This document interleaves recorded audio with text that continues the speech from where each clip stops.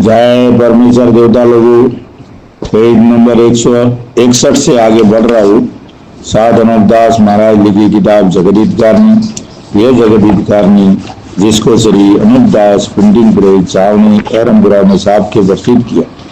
तारीख 17 अप्रैल सन 1909 जावसास बुद्धि 12 संवत 1965। जय परमेश्वर, जय परमेश्वर। परमात्मा ने नो हजार हजार शुक्र उस ज्योति स्वरूप निरंजन निराकार का है कि जिसने जमीन व आसमान को बनाया और तमाम सृष्टि को पैदा किया, परंतु उसकी कारीगरी का भेद किसी पर जाहिर नहीं हुआ कि क्या भेद है। फिर मेरी जबान से ईश्वर परमात्मा की तारीफ अदा नहीं हो सकती। और दूसरा मजमून बदर समुद्र के सो कलम से लिखा जाता कि जो जो करतब मैंने इन सौदागर माहिदान के देखे वो अजब तरह के नजर आए, जिससे मुझ गरीब साध अनुपदास को तमाम जान के हिंदू मुसलमान और साध संत और पंडित फकीर और मुल्कों मुल्कों के राजा महाराजा और सातों आठों और सब विलायतों के बादशाह और दिगर अंग्रेज वगैरह की खिदमत में हाथ जोड़कर अर्ज करना लाजिम आया कि जिसको जादूशाला और राक्षस विद्या और काफिर विद्या और इंद्रजाल कहते हैं, वो एक किस्म का पाप है कि जिस तरह से रावण ने चलाया था और मैं और मौत को कब्जे में कर ली थी, पाप के सबब से, यानी होम करा करा के बुद्धि भी भ्रष्ट कर दी थी। इंद्रजाल के पाप से और खाल वगैरह बड़ा बड़ा करके लक्ष्मी अपने काबू में करके लंका में ले गया था।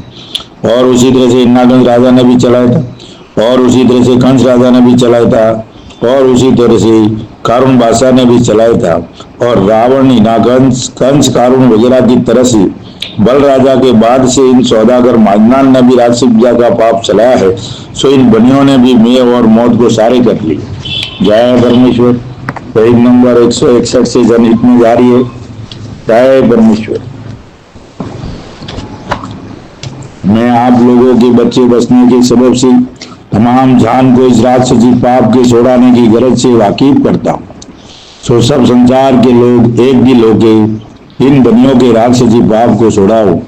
जब तुमको आराम मिलेगा और जो कि चांदी सोने की खाने थी वो गल गई है, सो सबकी राक्षसी पाप दबे हो जाएगा। जब कुल विलायतों में चांदी सोने की खाने बोलते हो, वो जमीन के शरीर की चर्बी है, जिसकी तारीफ यह है कि जो जमीन के शरीर में कंचन है वो तो सोना है, और कंचन से उतरा हुआ वो चांदी है, और जो कि चांदी से उतरा हुआ है वो तांबा, पीतल, लोहा, जस्त, रंग वगैरह है। और जिसको कि तुम रस को पका कहते हो, वो जमीन माता के शरीर की मणि और मद है। कि जिस तरह से आदमी के शरीर में राजा वगैरह होता है, उसी तरह से जमीन माता का राजा वगैरह है, परंतु राक्षसी पाप के सबब से दुख पा रही है। इससे जमीन माता के शरीर में ताकत नहीं रही है। सो जबकि जमीन माता के शरीर की बीमारी जाती रहेगी, जब जमीन माता ताजा और तैयार हो जाएगी, जब कुल विलायतों में पीछा धन प्रकट हो जाएगा कि जैसा सतयुग में था, सो तुम संसार के लोगों और राजा बादशाह एक दिल होके इन बनियों के राक्षसी पाप को छुड़ाओ, ताकि फिर चांदी सोने की खानी और टूटा हुआ धन हो जाए और किसी विलायत में धन की भूख नहीं रहे। क्योंकि जब इन सौदागर बच्चों का राक्षसी पाप दफे हो जावे, जब किसी विलायत में धन का टोटा नहीं रहेगा, और वैसा ही हो जाएगा कि जैसा ठाट और पाट सोने चांदी का सतयुग में था। अगर जो ये बनी टूटे हुए धन का लोभ देवे, तो इन्हों के लोभ में मत आना, क्योंकि ये बनी तुमको टूटा हुआ धन दे के बुला देंगे। और जो कि कदीमी धन था उसको अपने पास रखेंगे, और जो कि तुमको टूटा हुआ धन दे के बुला देंगे। और जो कि कदीमी धन था उसको अपने पास रखेंगे, और जो कि तुमको टूटा हुआ धन देंगे वो भी पीढ़ी दो पीढ़ी के बाद बुला के और अक्ल को फेर के ले लेंगे। परंतु तुम संसार के लोगों को तो निर्धन ही रखेंगे। इससे कुल पाप जमीन माता के नाम का छुड़ाओ, ताकि धन पीछा प्रकट हो जाए। और जिन शख्सों ने राक्षसी पाप चला चला के धन जमे किया था, उन शख्सों का धन राक्षसी पाप छुड़ाने वालों ने नहीं लिया। और वहां का वहीं पड़ा रहने दिया, क्योंकि पाप तजाने की वजह से कुल विलायतों में पीछा धन सज्जन के जमाने का सा हो गया था। इससे राक्षसी पाप के धन को किसी ने नहीं लिया। सो भाइयों, जबकि तुम राक्षसी पाप को संसार के लोग एक दिल होकर इन बनियों के राक्षसी पाप को जोड़ाओगे तो पीछा धन कुल विलायतों में हो जाएगा कि जैसा सतयुग में था। और जो धन की रावण ने संसार का राक्षसी पाप से लिया था, उस धन को संसार में नहीं लिया और हराम जाना। और जबकि कारून बादशाह ने राक्षसी विद्या का पाप चलाया था, जब कारून बादशाह ने भी कुल संसार का धन अपने काबू में कर लिया था, जिसका हाल तमाम दुनिया में लोग अपनी जबान से बयान करते हैं कि कारून बादशाह ने राक्षसी विद्या के पाप से कुल संसार का धन खींच खींच के 40 गज यानी 40 डुंगरी धन जमा किया था। इससे उस धन को दुनिया ने नहीं लिया और हराम बराबर जाना। हालांकि कारून बादशाह ने उस धन को देना चाहा और ब्राह्मणों से और साधु फकीरों से कहा कि तुम इस धन को ले लो, हम पुण्य दान करते हैं, परंतु किसी ने नहीं लिया और ये जवाब दिया कि हम लोग धन को क्या करेंगे, क्योंकि जो धन तुम हमको पुण्य दान करते हो वो धन तुम्हारे राक्षसी पाप का जमा किया हुआ है। इससे इस दान को नहीं ले सकते, क्योंकि जो हम इस दान को ले लेंगे तो हमारी औलाद भी डूब जाएगी, इस वजह से नहीं लेते। सो मेरे भाइयों, रावण वगैरह के दान को और कारून वगैरह के दान को तो किसी ब्राह्मणों ने और साधु फकीरों ने भी नहीं लिया और हराम के बराबर जाना। और अलावा इसके बादशाह ने चमड़े का रुपया चलाया था, जिसकी ये तारीफ तमाम जहान के लोग बयान करते हैं कि 1.25 रुपए की मेघ सोने की चमड़े के अंदर लगा के ब्राह्मणों को देने लगे और कहने लगे कि इन रुपयों को तुम लो कि जो हम तुमको दान में देते हैं, परंतु तुम इन रुपयों को चमड़े के बराबर जानना और चांदी सोने का दान मत जानना। ऐसे ऐसे परेड करके देना चाह तो भी उन रुपयों को किसी ने भी नहीं लिया और दान का लेना हरामी जाना, परंतु वो धन भी जमीन के ऊपर ही पड़ा रहा और किसी ने उस धन को नहीं लिया। सो उस धन को भी इन बनियों ने अपने कब्जे में करके ले लिया है। इससे वो धन भी दिखने में नहीं आता है और दुनिया ने उस धन को इस वजह से हराम जाना था कि जो जमीन पर चांदी और सोने की खाने हैं, सो उसमें से ला ला के बर्तन वगैरह बनवाएंगे और मोहरे वगैरह बनवा के खर्च करेंगे।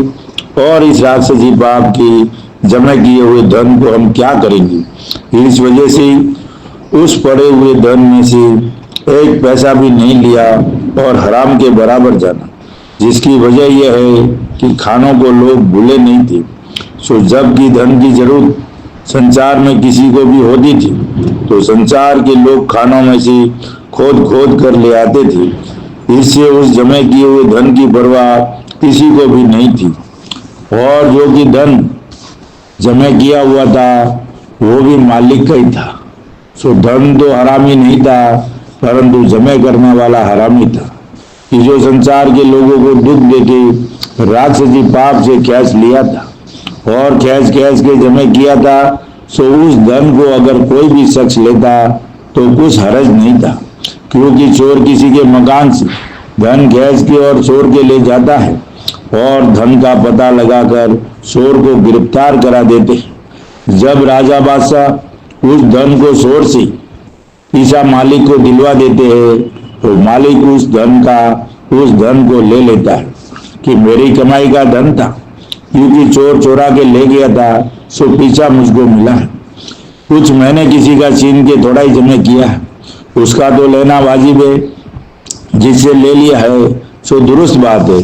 फिर इसी तरह से अगर संसार के लोग इस राक्षसी पाप के जमे किए हुए धन को ले लेते तो कोई बुराई की बात नहीं थी, क्योंकि वो धन भी रावण वगैरह ने और कारून बादशाह ने बतौर चोरी के ही खींच खींच के करके लिया था।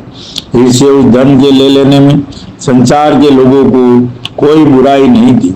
खैर यह भी बेहतर ही है कि जो किसी ने उस धन को नहीं लिया तो ईश्वर परमात्मा ने उस नेक न्यायती के सबब से संसार के लोगों को बहुत सा धन बख्शा और बख्शेगा।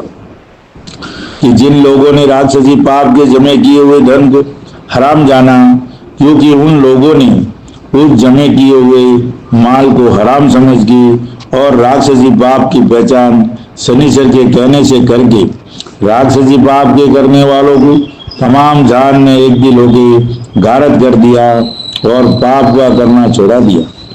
कि जिस वजह से चांदी सोने की खानी फिर प्रकट हो गई, इससे संसार के लोगों को धन की तरफ से तकलीफ उठानी नहीं पड़ी थी। सो पहले जमाने की तरह से ये सौदागर हमाजनान राक्षसी पाप करा रहे और धन को अपने काबू में कर रहे। सो अगर संसार के लोग एक दिल होकर इन बनियों की राक्षसी पाप को छुड़ाओगे तो धन का टोटा नहीं रहेगा और वैसा ही हो जाएगा कि जैसे सचमुच में था। क्योंकि जमीन माता की बीमारी जाती रही, जमीन माता की बीमारी हट जाएगी तो जमीन माता पीछे तंदुरुस्त और ताज़ा हो जाएगी और खाने फिर प्रकट हो जाएगी। सो उन खानों में से कुल संसार के लोग फिर बर्तन वगैरह बनवा लेना और मोहरे रुपया बनवा के खर्च करना और राक्षसी पाप के जमे किए हुए माल को हराम जानना और बनिए देवे तो भी मत लेना। क्योंकि जब राक्षसी पाप को छोड़ा दोगे तो फिर धन का टोटा नहीं है। अगर वो भी सभी लिया जावे तो कुछ दोष नहीं है, क्योंकि ये धन अपने ही चोरी का वापिस होता है। इससे मैं बार बार आप लोगों को बनिए लोगों के जाल से लिख करके वाकिफ करता हूँ। सो जल्दी इसके बारे में सब हिंदू मुसलमान और अंग्रेज वगैरह मैं अपनी अपनी रैयत की अपनी अपनी औलाद सलामत रखने की गरज से पाप छुड़ाने की दिल से कोशिश करके छुड़ाऊंगी और मदद करके छुड़ाऊंगी और इस काम में देर नहीं करूंगी, क्योंकि जो असली बात थी वो मैं लिख चुका हूँ। सो लिखे हुए पर चल के बंदोबस्त करो और इन 14 ग्राम का राक्षसी पाप रावण की तरह से छोड़ाओ तो संसार के लोगों को आराम मिले। और जो कि इन बनियों ने तमाम संसार के लोगों का धन चुरा के अपने कब्जे में कर लिया है, तो सब संसार के लोग इन बनियों के जमे किए हुए धन को जो बांट के ले लो तो कोई मुजाहिदा नहीं। और जिस तरह से कि रावण वगैरह के वक्त में कोई शख्स खानों वगैरह को नहीं बुलाता, उसी तरह से इन बनियों के राक्षसी पाप के चलाने से मत भूलो और खानों की पहचान रखो कि जैसे पहले जमाने के लोगों ने पहचान रखी थी। सो अगर तुम लोग भी उसी तरह से पहचान रखोगे और भूलोगे नहीं और पाप के छुड़ाने की कोशिश करके पाप को छुड़ाओगे तो खाने प्रकट हो जाएगी। और जिस तरह से कि खाने आजकल आलोप हो गई है, इसी तरह से नहीं रहेगी। परंतु ये बात काबिल ख्याल करने की है कि जैसे आजकल पत्थर मिट्टी की खानी जमीन पर मौजूद है, इसी तरह से चांदी सोने की खानी बलराजा के जमाने तक मौजूद थी। परंतु जब से कि इन बनियों ने राक्षसी पाप चलाया है, जब से ही खाने आलोप हो गई है और बीमारी के सबब से गल गई, जिसकी वजह यह है कि इन बनियों ने जमीन के नाम का पाप कराना शुरू किया है, जिससे जमीन के शरीर की चर्बी गल गई है। और खानों के आलोप होने का यही सबब है कि अगर आज पाप करना सौदागर बच्चे छोड़ देवे तो रबते बदस्तूर खाने चांदी सोने की पत्थर वगैरह की खानों की तरह से मौजूद हो जाओ। और जो कि मिट्टी पत्थर की खाने तुम लोगों को दिखती है, सो इससे दिखती है कि इन खानों के नाम से पाप नहीं कराते। अगर से इन खानों के नाम से भी पाप कराते तो पहाड़ वगैरह की खाने भी गायब हो जाती, परंतु इन खानों के नाम से पाप नहीं कराते हैं, नहीं तो ये भी जादू से खाक हो जाते। परंतु इन बनियों ने ऐसी अक्ल खराब कर दी है कि खानों को भी भूले हुए, जिससे ये बनिए तुमको भुला के और धन को खैस खैस के अपने कब्जे में किया चाहते हैं। तो पहले राक्षसी पाप के जोर से जमीन को फाड़ते हैं और जब की जमीन फट जाती है, जब धन को कैस लेते हैं, जब जमीन कांपती है। सो ये बनिए कुल विलायतों का धन अपने राक्षसी पाप से खैस रही है और जिनका की खैस लिया है उस विलायतों में संसार के देखने के लिए थोड़ा सा धन रहने दिया है। इसी तरह से कुल विलायतों में थोड़ा सा धन रहने देंगे, सो उस थोड़े से धन को सौदागरी के जरिए से खींच लेंगे। गरज की जब कुल विलायतों का धन अपने कब्जे में कर लेंगे, जब अपना राज करेंगे। और अलावा इसके ये बात भी ख्याल करने के लायक है कि कुल जहान में ये बात मशहूर है कि ये बनी अपने राक्षसी पाप से कुल विलायतों का माल व मत्ता की जो असली है उसको खींच लेते हैं और हर एक विलायत में थोड़ा थोड़ा रहने देते हैं। सो ये बात भी दुनिया में मशहूर है कि जिस कदर धन हिंदुस्तान में और दूसरी विलायतों में असली है वो सब लोगों के खर्चे के वास्ते है। परंतु इन सौदागरान ने अपनी अकलमंदी से संसार में ये जाहिर कर रखा है कि एक हिस्से का धन तो कुल संसार के लोगों के वास्ते है और 12 हिस्सा धन जमीन के अंदर गड़ा है।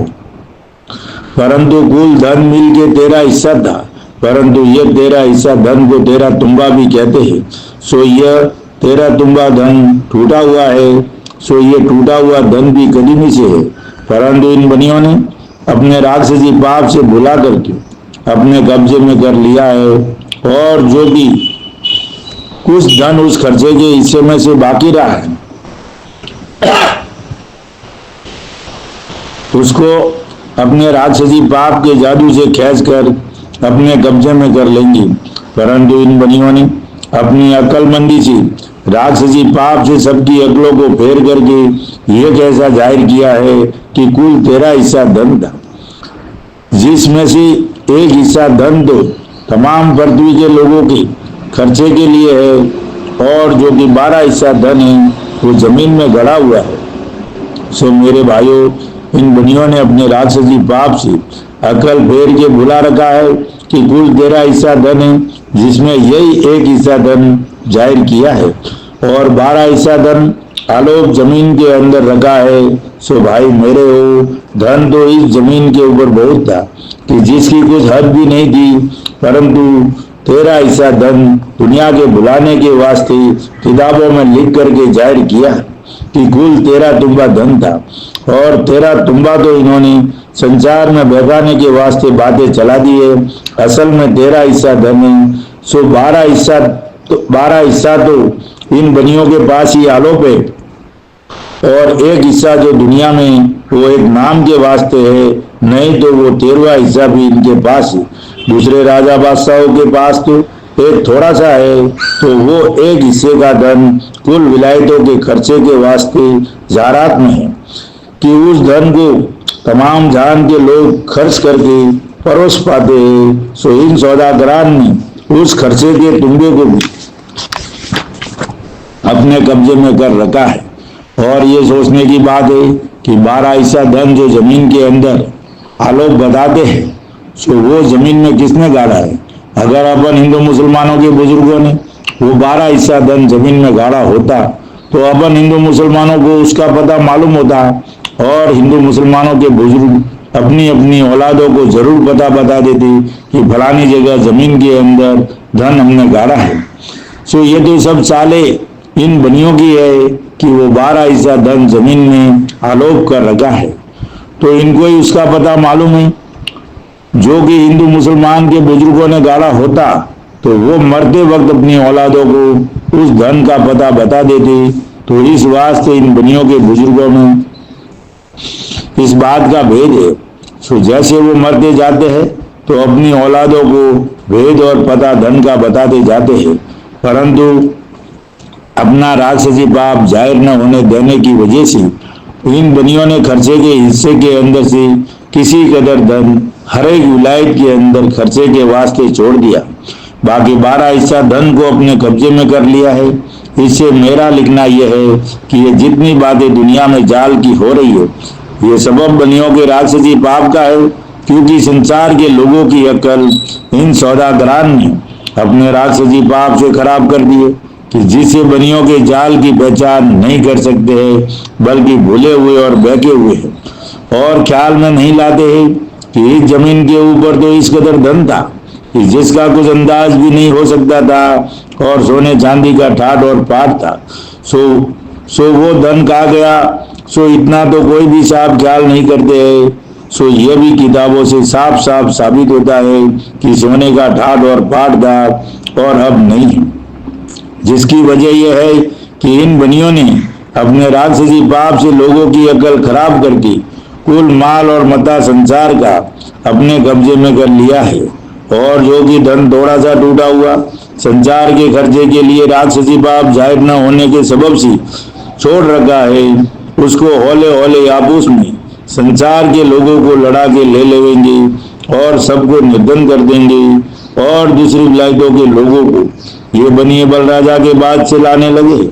अव्वल तो मक्का वालों को लाए और मक्का वालों के हाथों से इन बनियों ने खुद अलहदा रहकर हिंदुस्तान के आदमियों को मरवाया, परंतु ये ख्याल मक्का वालों ने भी नहीं किया कि हिंदुस्तान के हिंदू मुसलमान इन बनियों का इस कदर लाड रखते हैं और इन लोगों को हमारे हाथों से क्यों मरवाते।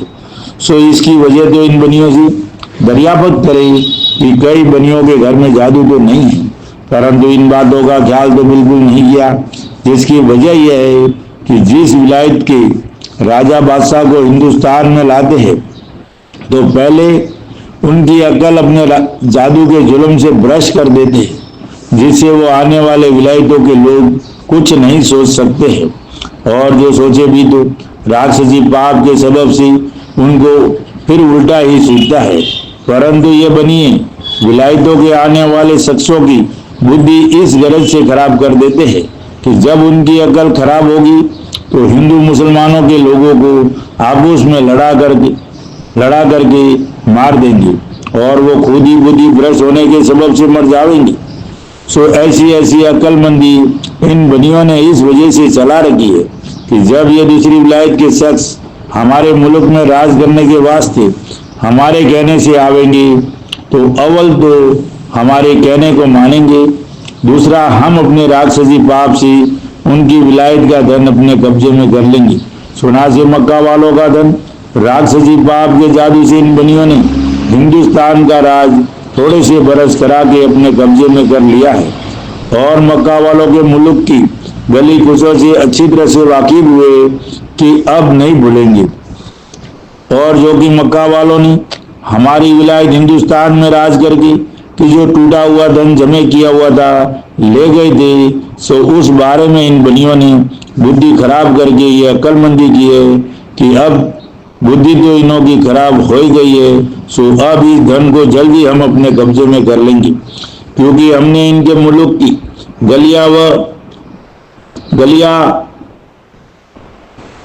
इनके मुल्क की गलियां वगैरह देख ली है, सो हम अपनी दुकानें ला के और उनके मुल्क में रह के अपने मुल्क का धन वापस ले लेंगे।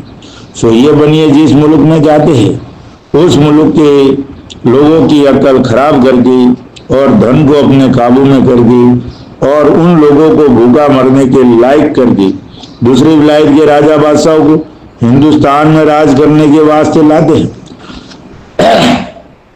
जब वो भी राज करने के लालच से इन बनियों के फंदे में आ जाते हैं, परंतु ये बनिए अपने राक्षसी पाप से राज करने वालों की अकलों को खराब करके उनके मुल्क का धन अपने काबू में कर लेते हैं और विलायतों के लोगों को और हिंदुस्तान के लोगों को आपस में ये बनिए लड़ा देते हैं। सो इन बनियों का लड़ाने से ये मतलब है कि सब विलायतों का धन अपने कब्जे में हो जावे, क्योंकि जब कुल विलायतों के लोग कमती रह जाएंगे और सबका धन हमारे कब्जे में होगा तो हम अपना राज कुल विलायतों में अच्छी तरह से करेंगे।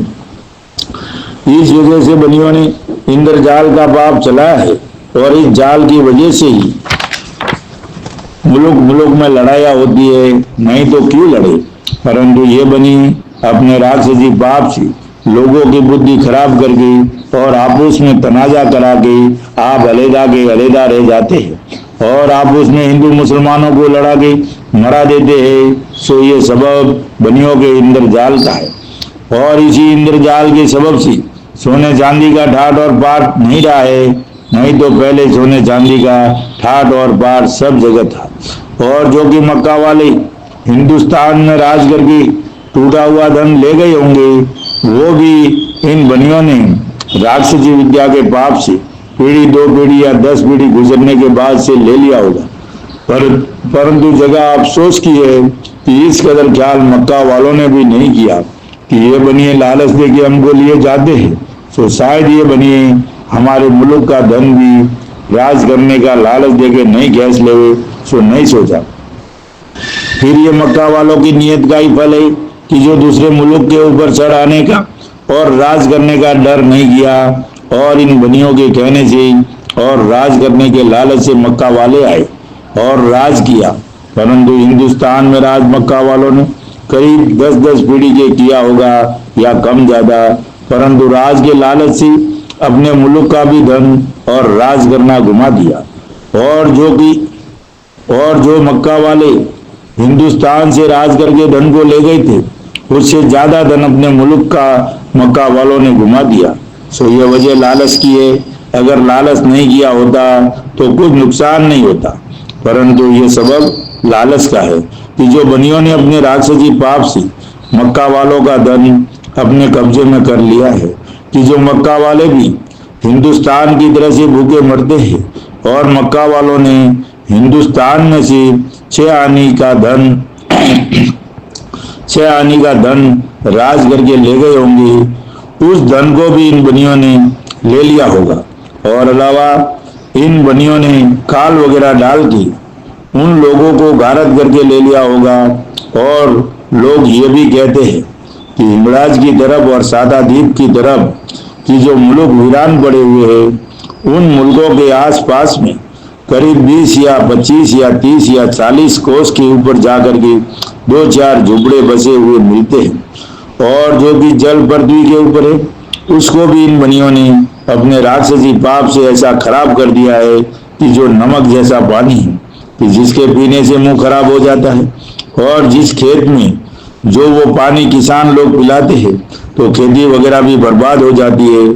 सो इन बनियों ने अपने राक्षसी पाप से जमीन माता को रोक करके कई मुल्कों का पानी खराब कर दिया है, जिसकी पहचान इस तरह से करनी चाहिए कि जिस तरह से आदमी का खून बीमारी के सबब से बिगड़ जाता है, इसी तरह से जमीन माता के शरीर का खून बिगड़ गया है, जिससे कुओं वगैरह में पानी नहीं रहा है और ना निकलता है।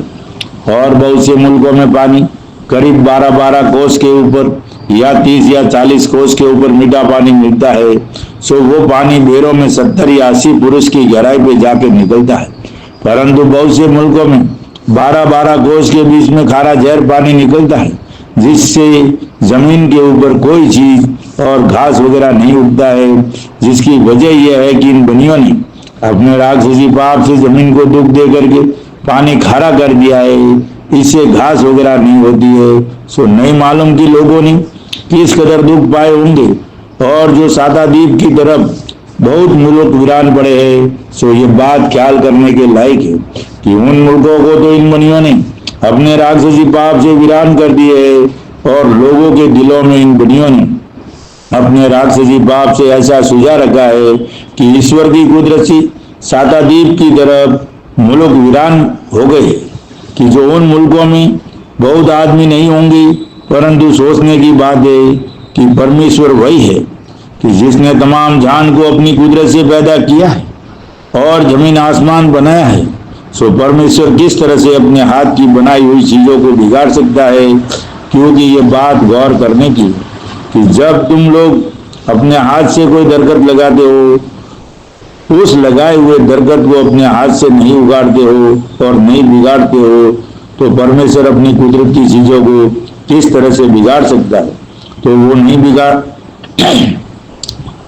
बिगाड़ सकता है जब तक उसकी उम्र पूरी नहीं होगी। क्योंकि जब मौसम पतझड़ की आती है तो दरख्तों के पत्ते आप से आप जर्द होके जमीन पर गिर जाते हैं। फिर ख्याल करना चाहिए कि उन पत्तों ने पतझड़ का वक्त आने तक पूरी उम्र पाई तो आप से आप पक के गिर गए। तो उन जरद पत्तों के गिर जाने से किसी को भी किसी तरह का रंज नहीं होता है, क्योंकि पतझड़ के दिन थे सो गुजर गए और बाहर के दिन आए। परंतु किसी सांप के मकान पर किसी चीज का दरख्त हो गई और बाहर के सबब से उस दरख्त के ऊपर पत्ते लह लगा रहे हो और कोई उन सबज पत्तों को तोड़े कि जो मौसम बहार में लहराते हो, तो मालिक दरखत का उस शख्स से पत्ते तोड़ने के सबब से लड़ने को लग जाते हैं और गाली गलौज देते हैं और दरख्तों के पत्ते और डाली को नहीं तोड़ने देते हैं। सो दरख्त के पत्ते न तोड़ने देने का यही सबब है कि दरख्त को उस शख्स ने वास्ते साया के और मकान की रवन के लिए लगाए हैं। सो भाई मेरे हो, जिस तरह से तुमको अपने हाथ की बनाई हुई चीज प्यारी मालूम होती है और उसको नहीं बिगाड़ सकते हो, उसी तरह से परमेश्वर को भी अपने हाथ की बनाई हुई चीजें प्यारी और अच्छी मालूम होती है। सो परमेश्वर भी नहीं बिगाड़ता है, क्योंकि उसकी कुदरत तो ऐसी पाक है कि जो बात कायम कर देगी तो फिर उसको बगैर उम्र पूरी हुए के हरगिज नहीं बिगाड़ता। परंतु ये बनिए लोग अपने राक्षसी पाप से पूरी उम्र नहीं पाने देते हैं और जाल करके संसार के लोगों को गारत तो अपने राक्षसी पाप से कर देते हैं और लोगों के दिल में ऐसे ऐसे हालात सुझा देते हैं कि देवताओं ने दोष किया है, इससे लोग मरते हैं। यह ईश्वर की कुदरत है। और जो कि हैजा की बीमारी से मरते हैं और प्लेग से मरते हैं, परंतु बगैर हुक्म ईश्वर के पत्ता भी नहीं हिलता है। परंतु ईश्वर परमात्मा ऐसा रहम वाला है तो वो अपनी जात से किसी को कुछ दुख किसी किस्म का नहीं देता है और न पूरी उम्र होने की किसी को मारता है। ये तो बनिए बेईमान अपने राक्षसी पाप से तमाम जान को ईश्वर की कुदरत का सुझा के और देवताओं का दोष वगैरह सुझा के मारते हैं, क्योंकि इन बनियों के दिल में इस तरह से है कि तमाम पृथ्वी के ऊपर रावण की तरह से हम बनिए अपना राज करें। इसे देवताओं वगैरह का सुझाव देते हैं कि जो सैकड़ों मुल्क बीमारी वगैरह के सबब से वीरान हो गए है, सो यह सबब बनियों की कुदरत का है, देवता और ईश्वर की कुदरत नहीं है। क्योंकि जो शख्स मर गया वो बाद मरने के कुछ नहीं कर सकता है। फिर ये बनियों की जालसाजी है, क्योंकि जो देवता मर गए है उनका नाम भक्ति करने के सबब से अमर रहा है। परंतु इन बनियों ने बल राजा के बाद से करोड़ों तरह का जाल करके हिंदुस्तान को और मक्का वालों को बिल्कुल निर्धन कर दिया है और उसी के मुताबिक तुम अंग्रेजों की विलायत को निर्धन किया चाहते हैं। क्योंकि निर्धन करने के सबब से अंग्रेजों से ये बनिए मिले है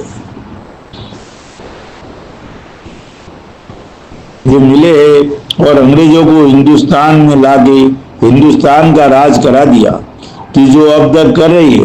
परंतु ये बनिए जबकि अंग्रेजों को हिंदुस्तान में लाए तो पहले इनके मुल्क का धन भी जादू के जोर से खींच के ले लिया होगा कि जो असली था, और बाकी रहा है उसको अब राक्षसी पाप के जोर से खींच के ले लेंगे, क्योंकि जादू को वो ताकत है कि जो चाहे वही कर सकता है।